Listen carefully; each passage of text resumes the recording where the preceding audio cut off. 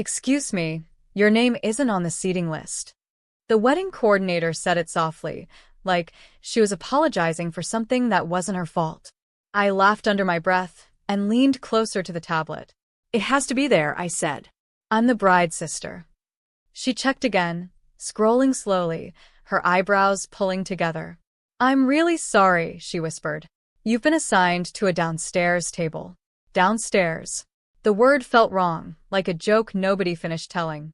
I followed the narrow staircase beside the kitchen and stepped into a dim basement with a single folding table and a few plastic chairs. No flowers. No name cards. Just the dull hum of pipes overhead and distant music from the reception above. That's when my parents appeared at the bottom of the stairs. My mother looked around the basement and smirked. Only close family gets a table upstairs, she said lightly. My father laughed beside her. That was the moment I should have understood everything. My name is Harper Whitmore, and that night was the moment my family made it clear I was never meant to belong. Before I could respond, another voice drifted down the stairs. Soft. Amused. My sister. She leaned over the railing, smiling in her wedding dress. Guess you don't count. My sister's laugh drifted down the stairwell like it belonged to someone who had already won. For a second, I just stood there, staring at the basement table they had decided was enough for me. Plastic chairs. Paper napkins. A place meant for caterers taking breaks. Not for the bride's sister. Upstairs the music swelled, muffled through the ceiling, followed by cheers and clinking glasses. The real celebration was happening right above my head. I slowly looked back at my parents. Neither of them seemed uncomfortable. My mother adjusted the pearl bracelet on her wrist. My father checked his phone like this entire moment was just a minor inconvenience. You're being dramatic if you make a scene, my mother added calmly. That sentence felt familiar. I'd heard it my entire life. Anytime I questioned anything. Anytime I pushed back. Don't make a scene, Harper.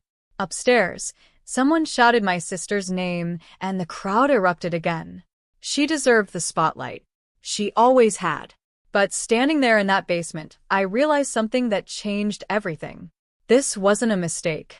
This was intentional.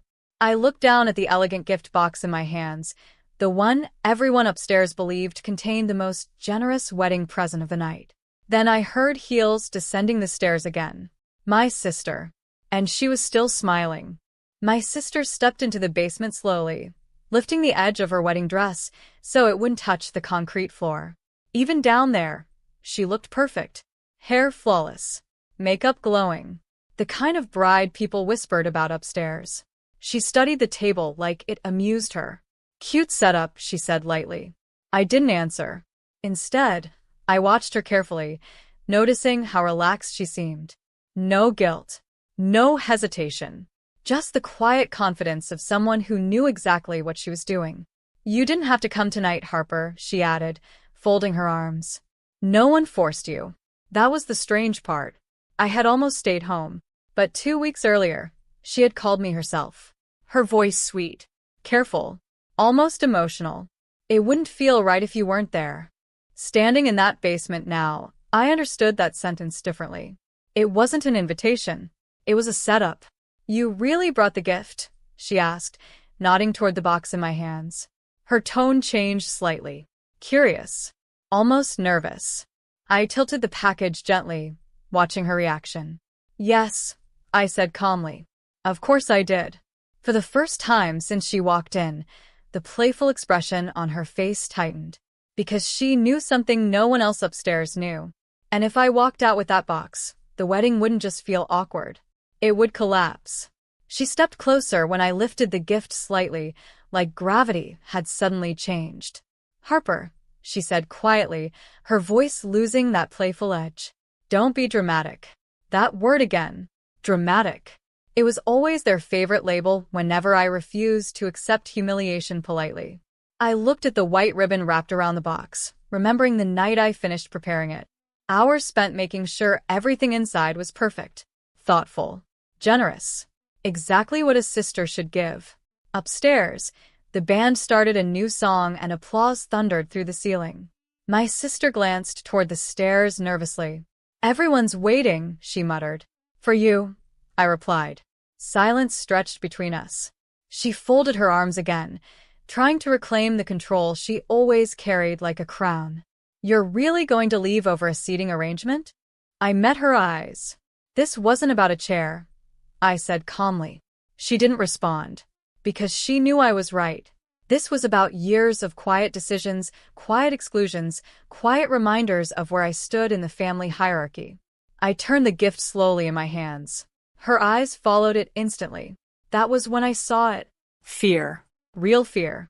And the moment I stepped toward the staircase, her voice cracked. Harper, wait. Her hand closed around my wrist before I could reach the stairs. Harper, don't do this. Her grip was tight, desperate in a way I had never seen before. The confident bride who had laughed minutes earlier was suddenly gone. I looked down at her fingers wrapped around my arm. You seem worried, I said quietly. Her eyes flicked toward the gift again. Just leave it, she whispered. You already brought it. Leave it. The irony almost made me laugh. For years, I had been leaving things behind for her. Opportunities. Praise. Attention. Every moment our parents chose her comfort over my dignity. But tonight, she needed something from me. And she hated it. Funny, I said calmly. You didn't seem to care whether I stayed or left 5 minutes ago. That was a joke, she insisted quickly. A joke. The basement. The smirks. The giggling. All a joke. From upstairs, someone shouted her name again. Guests were getting impatient. My sister leaned closer, lowering her voice. Just put the box down and go home. No one needs to know anything. That sentence told me everything. Because she wasn't worried about hurting me. She was terrified about what would happen if the guests discovered what I had actually brought. I gently pulled my wrist free. Then I started climbing the stairs.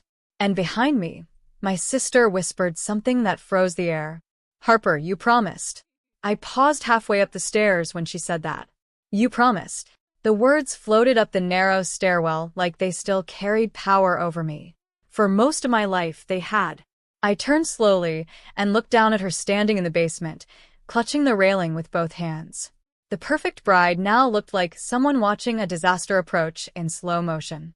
I promised to help you, I said calmly. Her shoulders relaxed for half a second. Then I finished the sentence. I didn't promise to let you humiliate me. Her expression hardened. Harper, don't ruin my wedding, she hissed. Ruin. That word felt strange coming from her. Upstairs, the reception hall was glowing with warm lights and laughter when I stepped through the door. Crystal glasses clinked. Music played. Guests smiled politely as I walked past them holding the large white box. They had no idea what was happening. At the center of the room, my parents sat proudly at the family table beside the groom's relatives. My mother noticed me first. Her smile faltered. Harper, she said sharply.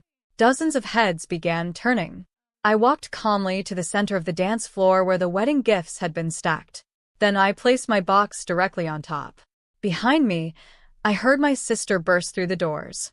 And she was running. The room quieted as the bride pushed through the crowd.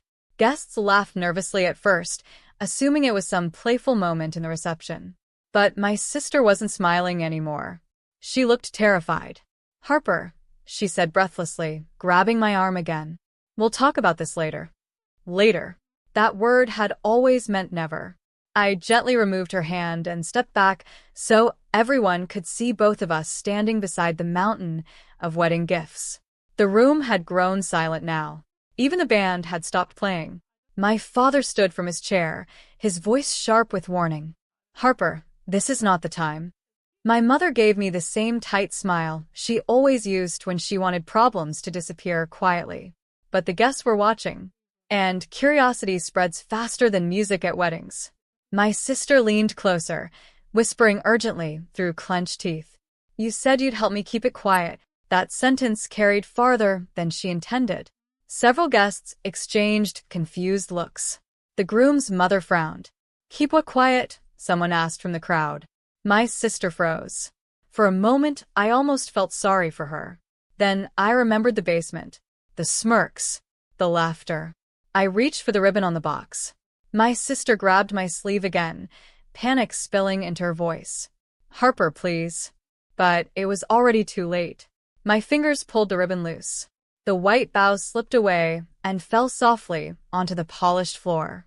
My sister's breathing turned shallow beside me. "Harper, don't," she whispered again. But the guests were already leaning forward, curiosity burning across the room like quiet electricity. I lifted the lid slowly. Inside the box was no jewelry, no envelope of money, no elegant gift, just a thick folder. My sister knew that folder. Her hands began shaking. I picked it up and turned toward the crowd. "My sister asked me for help 2 months ago," I said calmly. "She needed someone to cover a problem before the wedding." Whispers moved through the guests. The groom stared at me, confused. "What problem?" he asked. I opened the folder. Inside were printed messages, hotel reservations, and photos that left nothing to interpretation. Not between strangers. Between my sister and the groom's best man. Gasps rippled across the room. The groom's face drained of color.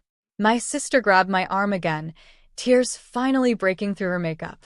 "Harper, please." But the damage was already done. The groom slowly stepped back from her. And for the first time that night, the entire room saw exactly why I had been seated in the basement. Because secrets prefer darkness. But truth doesn't stay buried.